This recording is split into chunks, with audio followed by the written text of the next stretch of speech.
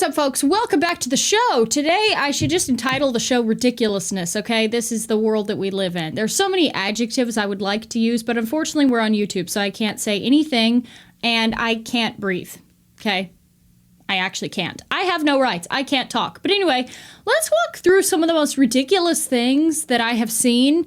And it seems like we have a lot of reoccurring characters, if you get what I'm driving at. So the first video, now this is an old video, but I never covered it when it first came out, so we have to cover it now, all right? The leader of a self-styled African tribe that set up camp in Scotland has been deported from the UK. Kofi Ofer previously made headlines after founding the self-proclaimed Kingdom of Kubala with Jean Gasho, setting up a woodland camp near Jedburgh last year. The group claimed they were reclaiming ancestral land taken 400 years ago, but were later evicted from both sites. Ofer landed in Ghana's capital Accra on April 22nd. Why are we doing this? Okay. Why do we have tribes setting up ancestral? And I love how they're just they kind of borrow things from every group, you know? It's not good enough. Like, dude, pick a theme.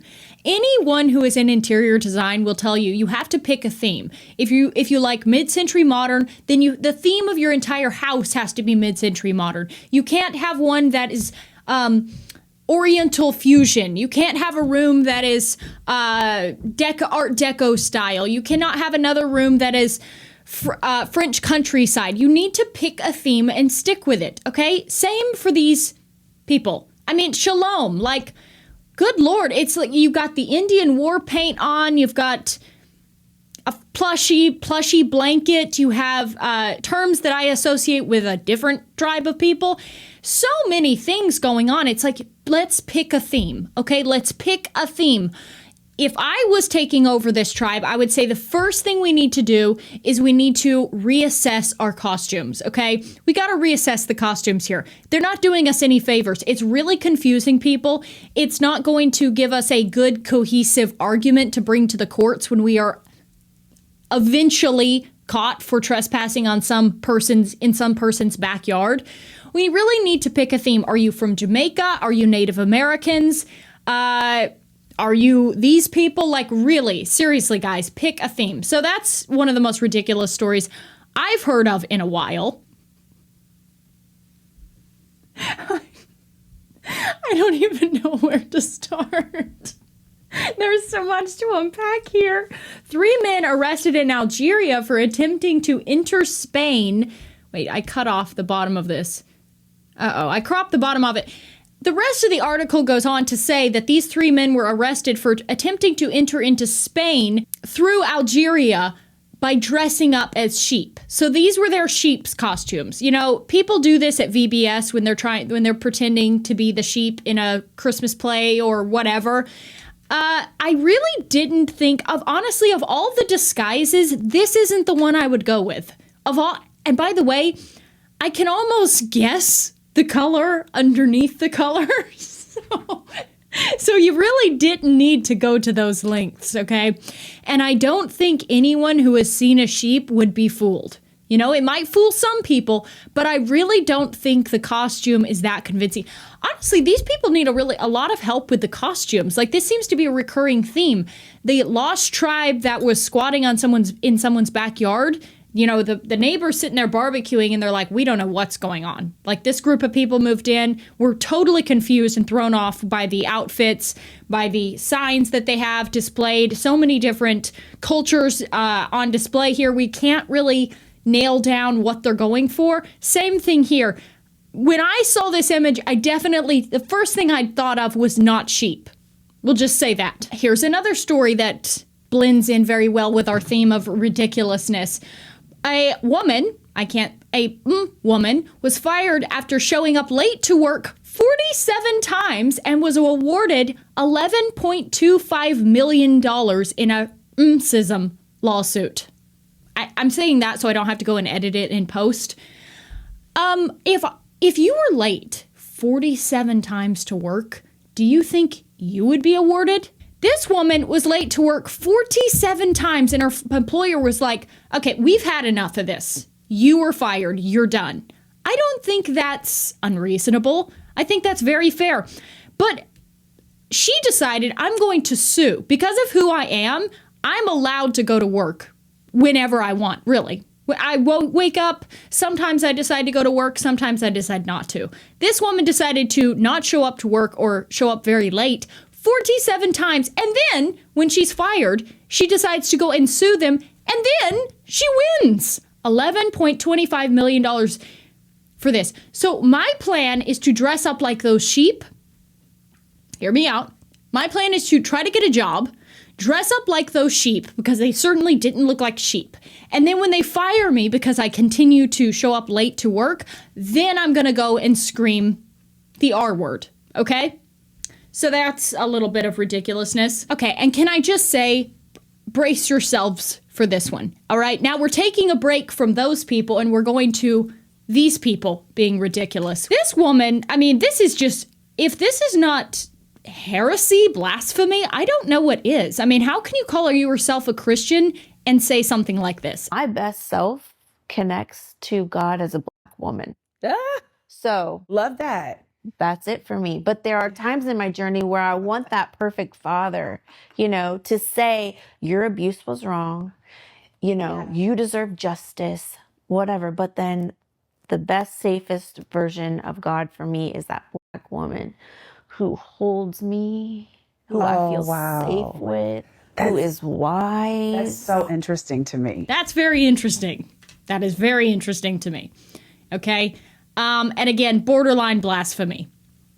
All right? Like how I would never, that just seems like you're taking God too lightly when you even say that, It's like, that's just really weird to me. And the pandering is insane. I can only imagine if this woman, well, obviously she was abused or whatever. I can only imagine that she probably has some like kind of problem now where she's a people pleaser to the extreme. And so that's why when she's on this woman's podcast, she decides, I'm going to try to make this person so happy with me. I'm going to try to make this person feel so comfortable that I'm actually going to say my God is like her. Wow. Okay, and this woman is a gold mine. Can I just say, she makes a little dance for basically every cause. All right, like what is going on? This is ridiculousness. Take a listen. What happened to justice for all? There is a serious mental health crisis in this country. It's mental, it's medication. I don't know what's causing it, but it's also internalized guilt. That's a lot of it. It's being told from the day you were born, probably from her parents as well, and definitely at her school and all the media that she consumes at university. She looks like she's a typical college-educated person. It is this guilt that has been forced upon us all to make us hate who we are. And so we feel like the woman describing who she sees God as, it is this guilt that is telling people, and it particularly affects women the most because women are more malleable. Women are more susceptible to these sorts of things. They're more susceptible to brainwashing and whatever. Because they naturally try to please more often, and so that gets taken advantage of by these people who wish to instill a self-hatred within these people, and that's what's going on, okay? So we got a lot of problems in this country. With mental health, we've got internalized guilt for what wrongs, I'd like to know. And then, of course, we have the other people exploiting all of that and taking advantage of it, and that's why they like to commit crimes and feel like there will be absolutely no, and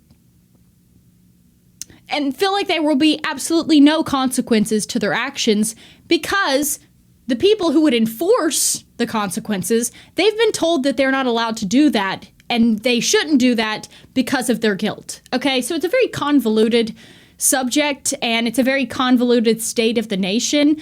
I do think, though, that those people that we saw in those videos, they're the last generation of that. I feel like the new generation, now there will always be the crazies. If you go to any college campus, you will find those people.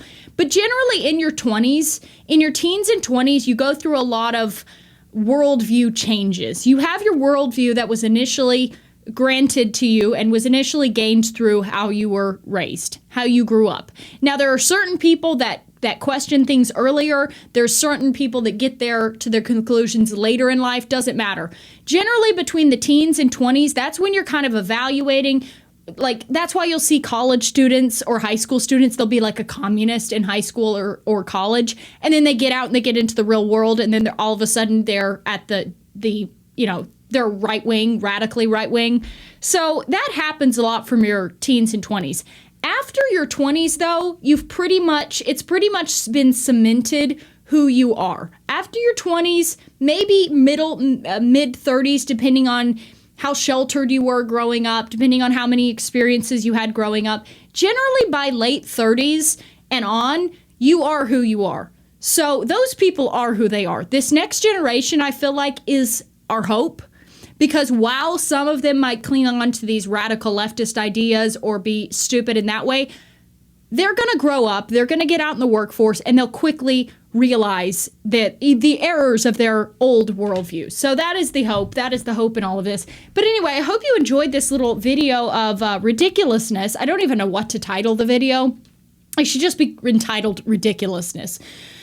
But yeah, everything's insane. Okay? Everything is truly insane.